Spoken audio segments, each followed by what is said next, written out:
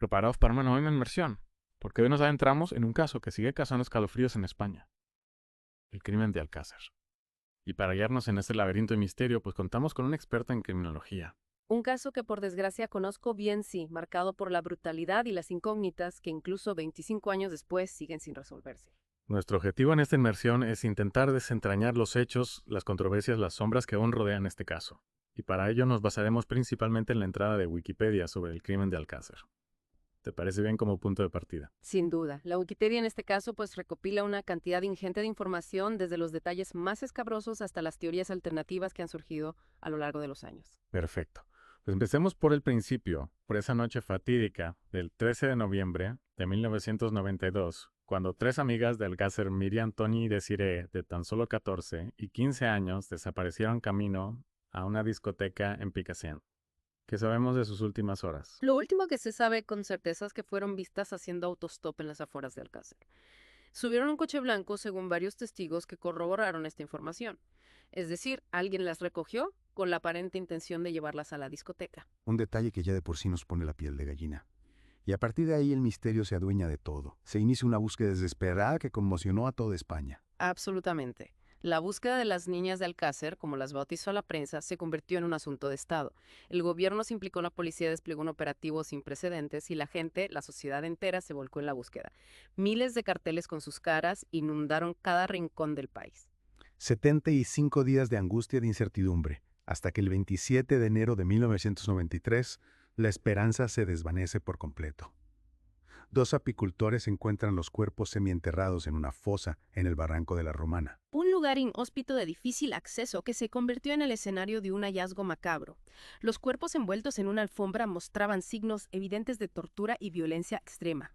Una imagen que habla por sí sola de la crueldad de los asesinos. Y entre los pocos indicios que se encontraron en la escena del crimen, un pequeño detalle que cambiaría el rumbo de la investigación. Un volante médico a nombre de Enrique Anglés. Efectivamente, ese volante encontrado junto a la fosa fue la pieza clave que condujo a los investigadores hasta los primeros sospechosos. Aquí es donde entra en juego Antonio Anglés, hermano de Enrique, un delincuente con antecedentes. Exacto. Las investigaciones revelaron que Antonio había suplantado la identidad de su hermano en el hospital, lo que lo situaba inmediatamente en el punto de mira. A partir de ese momento, la policía centró todos sus esfuerzos en dar con él. Sin embargo, Antonio Anglés se sumó, desapareció sin dejar rastro. Se convirtió en un fantasma, en una sombra que todavía hoy nos persigue. Y la atención de los investigadores se centró en Miguel Rucar, amigo de Antonio, quien fue detenido tras incurrir en contradicciones durante su declaración. Claro, la descripción de su coche, un Opel Corsa blanco, coincidía con la que vieron los testigos que vieron a las niñas subirse a un vehículo similar. Y su testimonio inicial, aunque después se retractaría, aportó algunos detalles sobre la brutalidad de los hechos. Ricard confesó haber participado en el secuestro, las torturas y el asesinato de las jóvenes, dando detalles escalofriantes sobre lo sucedido en la caseta del barranco de la Romana. Su confesión inicial describía una secuencia de hechos aterradora. El rapto, las vejaciones a las que fueron sometidas, el traslado a la fosa. Un relato brutal que, aunque luego fue puesto en duda, marcó para siempre la imagen del crimen. Y aquí surge una de las primeras grandes incógnitas del caso. Ricard se retractó alegando que su confesión había sido obtenida bajo tortura, mientras Antonio Anglés seguía siendo un espectro, un fugitivo que se convertía en leyenda. El juicio a Miguel Ricard no hizo más que destapar más contradicciones e incógnitas. Un juicio que, lejos de cerrar el caso, abrió la puerta a nuevas teorías y controversias, alimentando la sensación de que la verdad oficial, la que se presentó en los tribunales, no era completa. Había algo más, algo que se nos escapaba. Y entonces la historia da un giro inesperado. Fernando García, el padre de Miriam, impulsado por el dolor y la desconfianza hacia la investigación oficial, decide emprender su propia búsqueda de la verdad. ¿Qué le llevó a tomar esa decisión? ¿Qué buscaba exactamente? Fernando García, consumido por la rabia y la impotencia, no podía aceptar la versión oficial. Estaba convencido de que se ocultaba algo, de que había piezas que no encajaban. Y junto al periodista Juan Ignacio Blanco comenzó a investigar por su cuenta, construyendo una teoría alternativa, una trama que apuntaba hacia una conspiración de alto nivel. Una teoría que, a pesar de estar sustentada en especulaciones y acusaciones sin fundamento, consiguió calar en una parte de la sociedad deseosa de encontrar respuestas ante un crimen tan atroz. ¿Por qué crees que tuvo tanta repercusión? El crimen de Alcácer tenía y sigue teniendo todos los ingredientes para alimentar la fascinación por lo desconocido. La brutalidad extrema del crimen, la huida de uno de los presuntos asesinos, las contradicciones en la investigación y, por supuesto, la aparición de teorías conspiranoicas que apuntan hacia una red de poder. Era y sigue siendo un caso perfecto para generar especulaciones y alimentar la imaginación. Sin duda un caso que nos obliga a cuestionar lo que queremos saber, a mirar más allá de lo evidente y adentrarnos en las sombras de un misterio que quizá nunca se resuelva del todo. Pero antes de continuar explorando las diferentes teorías que rodean este caso, me gustaría profundizar un poco más en la figura de Miguel Ricard. ¿Qué sabemos realmente de él? ¿Cuál era su relación con Antonio Anglés? ¿Qué papel jugó realmente en el crimen? Esa es una de las grandes preguntas del caso. Miguel Ricard era un joven problemático con antecedentes por delitos menores. Su relación con Antonio Anglés era estrecha, se les veía juntos con frecuencia. Pero hasta qué punto compartían sus ideas, sus impulsos más oscuros, es algo que nunca se ha podido determinar con certeza. Es decir, podría ser que Anglés fuese la mente maestra del crimen y Ricard un mero peón en su macabro juego. Esa es una posibilidad que siempre ha estado sobre la mesa. Ricard, en su confesión inicial, se presentaba a sí mismo como un comparsa, alguien que seguía las órdenes de Anglés. Pero claro, después se retractó asegurando que había sido obligado a declarar bajo coacción. ¿Y qué hay de la teoría de la conspiración? ¿Crees que Anglés y Ricard podrían haber sido simples peones de una red criminal más amplia, como defendía Fernando García? Es una teoría que, si bien resulta atractiva por su componente a misterio y por las implicaciones que conlleva, carece de pruebas sólidas, se basa en especulaciones, en conexiones forzadas y en acusaciones sin fundamento. Si bien es cierto que hay algunos aspectos del caso que no terminan de encajar, no hay nada que permita afirmar con rotundidad que existió una conspiración. Claro, pero esa falta de respuestas definitivas, esa sensación de que hay piezas que no encajan, es precisamente lo que alimenta el misterio y las teorías alternativas. Y hablando de piezas que no encajan, me gustaría centrar la atención en el hallazgo de un pelo cano en la autopsia de una de las niñas. Un pelo que no pertenecía ni a Anglés, ni a Ricard, ni a ninguna de las personas que estuvieran en contacto con las víctimas. ¿Qué sabemos de este misterioso hombre del pelo cano? El hombre del pelo cano es una de las grandes incógnitas del caso. Su aparición en escena sin una explicación clara abre la puerta a todo tipo de especulaciones. Algunos lo consideran un simple error en la investigación, un descuido que no tiene mayor importancia.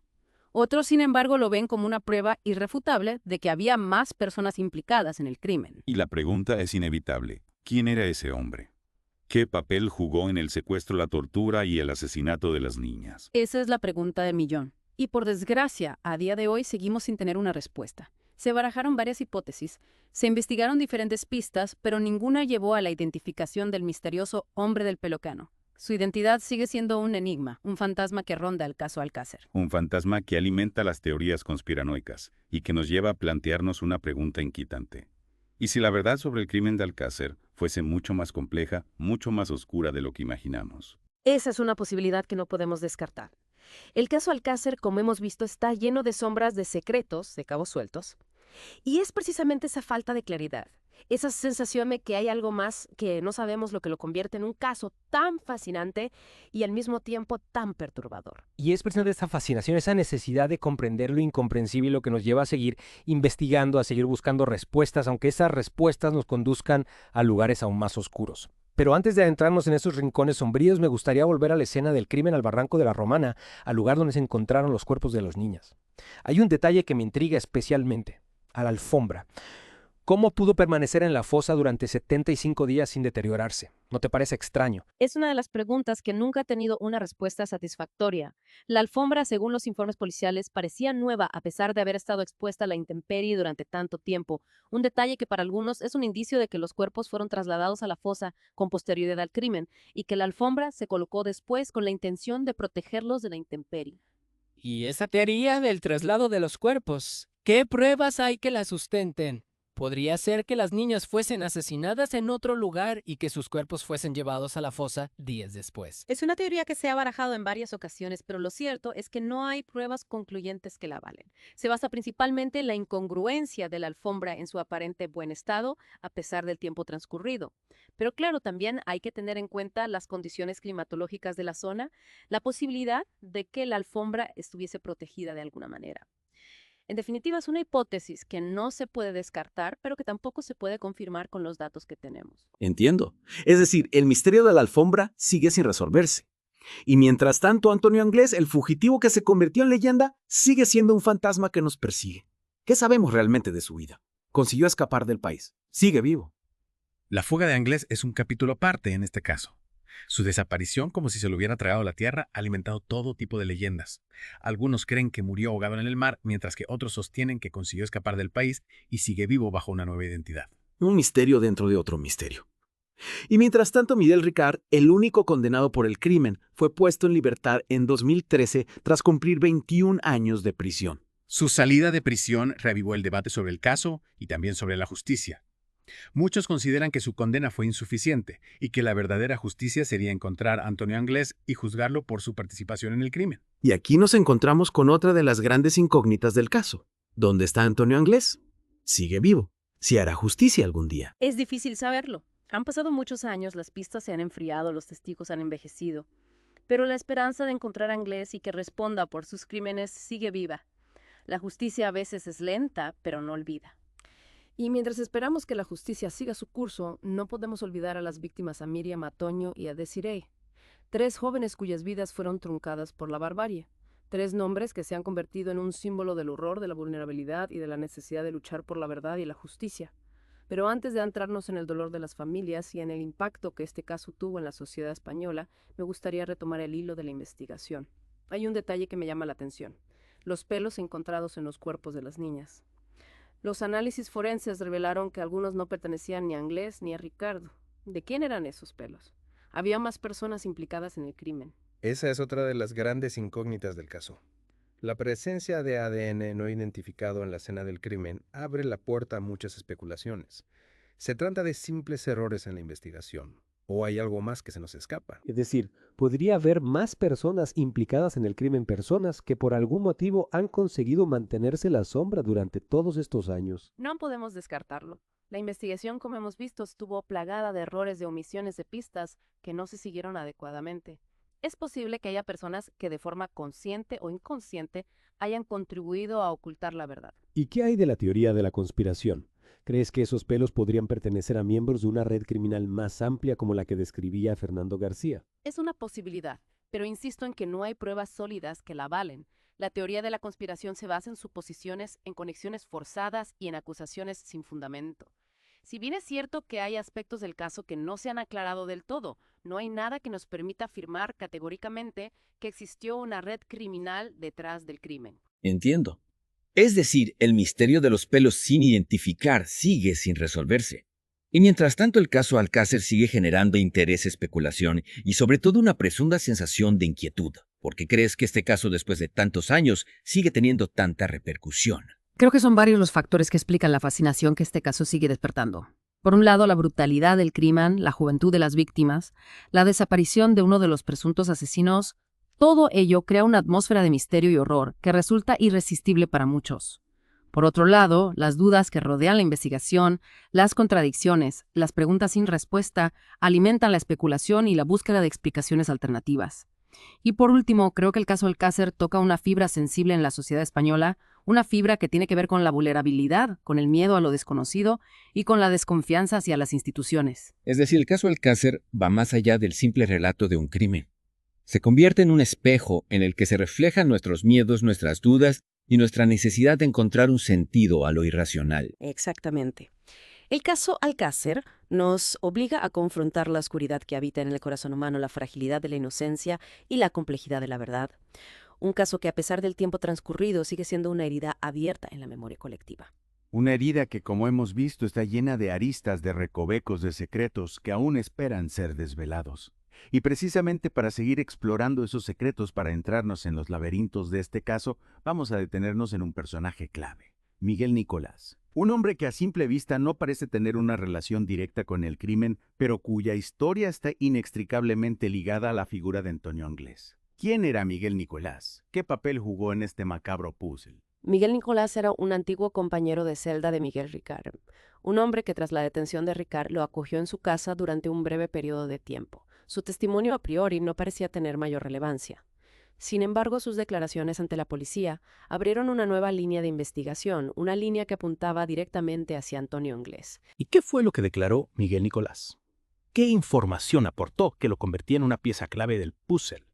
Nicolás declaró que durante la estancia de Ricard en su casa, un hombre encapuchado que él creía que era Antonio Anglés entró en la vivienda y lo agredió brutalmente. Según su testimonio, Anglés le exigió que no dijese nada a la policía, que no hablase sobre Ricard ni sobre lo que había sucedido. Una amenaza que, según Nicolás, le aterrorizó y le hizo guardar silencio durante un tiempo.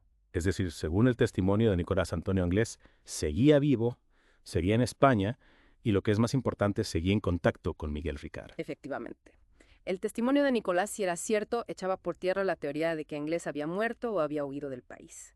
Lo situaba de nuevo en el centro del tablero como una pieza activa en el juego macabro que se había desencadenado tras el secuestro y asesinato de las niñas. Y la pregunta es inevitable. ¿Por qué Anglés habría atacado a Nicolás? ¿Qué pretendía conseguir con esa agresión? Esa es una de las grandes incógnitas que rodean la figura de Miguel Nicolás. ¿Era una simple advertencia para que no hablase? ¿O había algo más?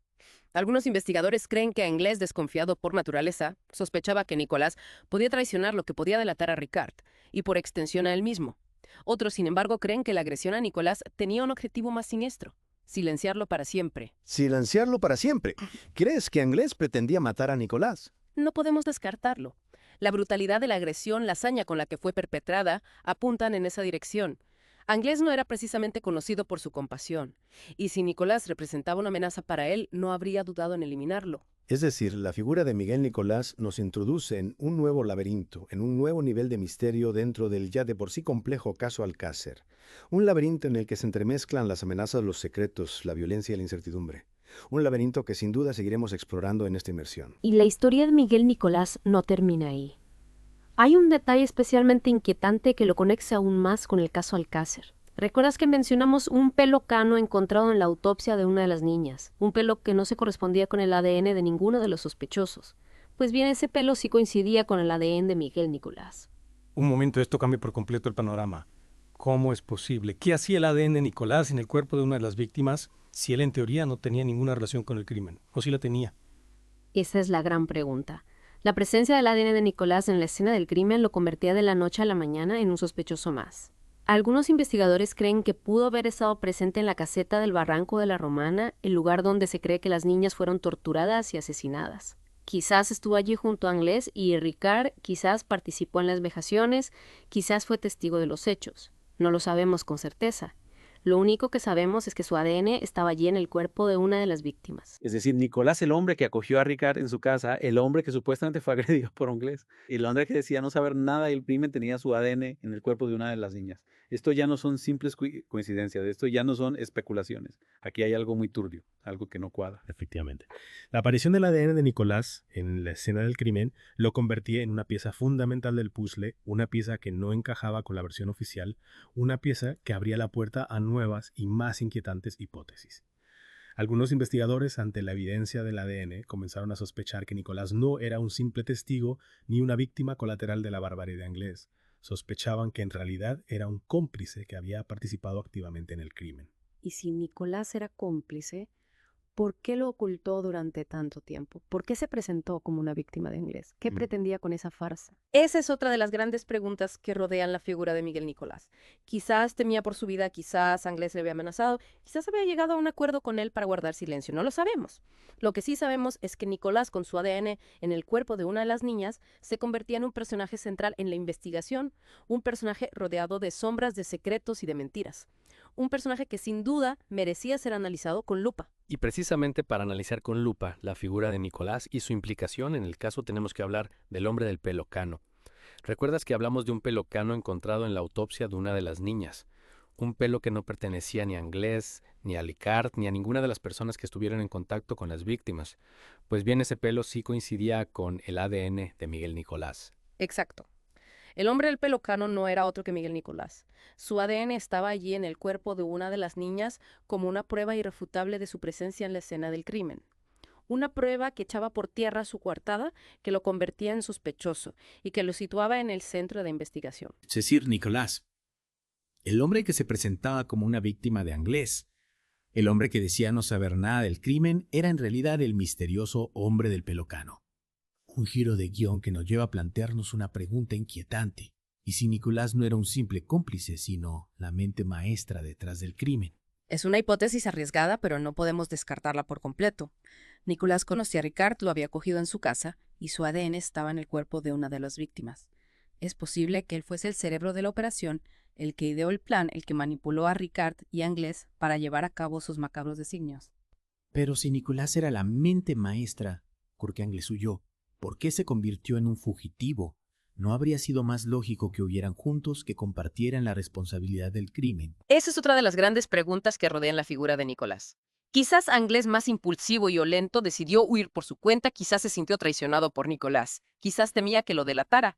No lo sabemos con certeza. Lo único que sabemos es que la huida de Anglés añade un nuevo nivel de complejidad al caso, un nuevo velo de misterio que dificulta aún más la búsqueda de la verdad. Y mientras Anglés se convertía en un fantasma en una leyenda urbana, Nicolás seguía en libertad moviéndose entre las sombras, guardando sus secretos, esperando el momento oportuno para actuar.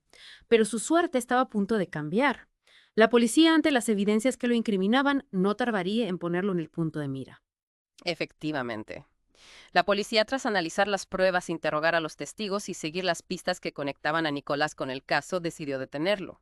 El hombre del pelo cano había caído. El misterio, al menos en parte, parecía estar a punto de resolverse. Pero la detención de Nicolás no fue el final de la historia. Fue más bien el principio de un nuevo capítulo, un capítulo aún más oscuro, aún más retorcido, en el que la verdad se mezclaba con la mentira, la justicia con la venganza y la esperanza con la desesperación. Un capítulo que nos lleva a la sala de un juzgado, el escenario donde se libraría la batalla final por la verdad del caso Alcácer. El juicio a Miguel Nicolás fue uno de los más mediáticos y controvertidos de la historia de España. Las familias de las víctimas ansiosas por obtener justicia se enfrentaban a un laberinto legal, a un sistema judicial que a menudo parecía más interesado en proteger a los culpables que en castigarlos. ¿Y qué pruebas presentó la Fiscalía contra Nicolás? ¿Consiguieron demostrar su implicación en el crimen? La Fiscalía se basó principalmente en el ADN, encontrado en el cuerpo de una de las víctimas. El pelo cano que coincidía con el ADN de Nicolás era la prueba irrefutable de su presencia en la escena del crimen. Además, se presentaron otros indicios, como el testimonio de Miguel Ricard, que en el juicio acusó a Nicolás de haber participado en el secuestro y tortura de las niñas. Es decir, Ricard, que en un principio había negado la implicación de Nicolás en el juicio, lo señaló como uno de los autores del crimen. ¿Por qué cambió su versión? ¿Qué le llevó a acusar a Nicolás? Esa es una pregunta que ha generado mucha controversia. Algunos creen que Ricard, ante la evidencia del ADN, decidió decir la verdad señalando a Nicolás como uno de los culpables. Otros, sin embargo, creen que Ricard, manipulado por la policía o por las familias de las víctimas, mintió para obtener una reducción de su condena. Sea como sea, el testimonio de Ricard fue un golpe duro para la defensa de Nicolás. Un testimonio que lo situaba junto a Anglés en el centro de la escena del crimen. ¿Y cómo se defendió Nicolás ante estas acusaciones? Nicolás negó rotundamente su implicación en el crimen. Aseguró que el pelo encontrado en el cuerpo de una de las niñas pudo haber llegado allí de forma accidental, quizás durante su estancia en casa de Ricard o durante su encuentro con Anglés. Respecto al testimonio de Ricard, lo tachó de mentira, de una estrategia para obtener beneficios penitenciarios. Es decir, un juego de acusaciones cruzadas de verdades a medias de mentiras y de secretos. Un juego en el que la justicia parecía estar en manos del azar, en manos de un jurado, que debía decidir a quién creer, a quién condenar y a quién absolver. Un juego en el que la verdad, una vez más, parecía estar escurriéndose entre los dedos. El juicio a Miguel Nicolás fue un auténtico laberinto judicial. Las pruebas a menudo eran confusas, los testimonios contradictorios y las estrategias de la defensa y la acusación se centraban más en desacreditar al contrario que en buscar la verdad. Un juicio que, lejos de aclarar los hechos, no hizo más que aumentar la confusión y la sensación de que la justicia no siempre llega a su destino. Y al final, ¿cuál fue el veredicto del jurado? ¿Condenaron o absolvieron a Nicolás? El jurado, tras deliberar durante varios días, declaró a Miguel Nicolás culpable de los delitos de secuestro, tortura y asesinato. Fue condenado a una larga pena de prisión, una pena que, sin embargo, no satisfizo a las familias de las víctimas, que seguían exigiendo justicia para Antonio Anglés, el fugitivo que seguía burlándose de la justicia. Es decir, Nicolás fue condenado por su participación en el crimen, pero Anglés, el presunto autor material de los asesinatos, seguía en libertad, convirtiéndose en un fantasma, en un símbolo de la impunidad. Un final agridulce para un caso que, a pesar del paso del tiempo, sigue generando preguntas, dudas y una profunda sensación de inquietud. Condenado Nicolás y con Anglés como una sombra que se alarga sobre todo este caso. ¿Qué pasó después? ¿Se cerró el caso o la búsqueda de respuestas sigue adelante? La condena de Nicolás fue un paso importante, sí, pero dejó un sabor agridulce. Anglés seguía libre y muchas preguntas sin respuesta. Las familias de las víctimas no se dieron por vencidas y siguieron luchando por la verdad completa. Y esa lucha por la verdad las llevó a explorar nuevas vías, ¿no? ¿Qué caminos tomaron? ¿Qué nuevas investigaciones se llevaron a cabo? Se centraron en dos aspectos clave. Por un lado, la búsqueda de Antonio Inglés. Se intensificaron los esfuerzos a nivel internacional, se revisaron viejas pistas, se siguieron nuevas líneas de investigación, pero Inglés parecía haberse esfumado. Es como si se lo hubiese tragado a la tierra, ¿no? Y el segundo aspecto, ¿qué se centraron? En la revisión de las pruebas del caso. Buscaron cualquier detalle que se les hubiera pasado por alto, cualquier indicio que pudiera arrojar luz sobre los hechos. Y esa búsqueda minuciosa de la verdad dio algún fruto. Se encontraron nuevas pruebas. Sí, en los últimos años ha habido algunos hallazgos interesantes. Por ejemplo, en 2017, durante la grabación de un documental, se encontró un diente en la fosa donde se hallaron los cuerpos de las niñas. Los análisis forenses apuntaron a que podría pertenecer a una de las víctimas. Un descubrimiento que revivó la esperanza de encontrar más restos, ¿no? Hubo más hallazgos de este tipo. Sí, en 2019, una pareja que visitaba el barranco de la Romana encontró varios huesos. Se confirmó que eran falanges humanas y que también podrían pertenecer a las niñas. Hallazgos que demuestran que aún quedan secretos por desvelar en este caso, ¿no? ¿Qué implicaciones tuvieron estos descubrimientos? Se reabrió la investigación. Exacto. Ante estos nuevos hallazgos, la justicia no podía permanecer impasible. En 2020 se reabrió la investigación con un objetivo claro: encontrar a Antonio Inglés. Una carrera contrarreloj, ya que el crimen podría prescribir en los próximos años, ¿no? ¿En qué se centró esta nueva investigación? Se revisaron los archivos, se volvieron a interrogar a testigos, se analizaron las rutas de fuga de Inglés. Incluso se interrogó a la tripulación del barco en el que supuestamente huyó. Una búsqueda exhaustiva que demuestra que la justicia no olvida, ¿no? Pero se ha avanzado algo. Se está más cerca de encontrar a Inglés. Es difícil saberlo, la búsqueda de Inglés es como perseguir un fantasma. Hay pistas, hay indicios, pero nada concluyente. El tiempo juega en su contra, pero la esperanza de encontrarlo y que pague por sus crímenes sigue viva. Un caso que nos ha llevado a las profundidades del misterio del dolor y de la búsqueda incesante de la verdad. Un viaje que nos recuerda la importancia de la memoria, de la justicia y del respeto a las víctimas. Un caso que, a pesar de los años transcurridos, sigue siendo una herida abierta en la memoria de España. Una herida que quizás solo el tiempo y la verdad puedan llegar a cicatrizar. Y con esta reflexión damos por concluida esta inmersión en el crimen de Alcácer. Un caso que nos ha dejado con más preguntas que respuestas, pero que nos ha recordado la importancia de no olvidar de seguir buscando la verdad y de luchar por la justicia. Porque la verdad, aunque a veces se esconda entre las sombras, siempre merece la pena ser buscada. Esperamos que este Deep Dive les haya hecho reflexionar sobre la complejidad de este caso y sobre las múltiples caras del misterio. Les invitamos a compartir sus propias conclusiones y teorías en nuestras redes sociales.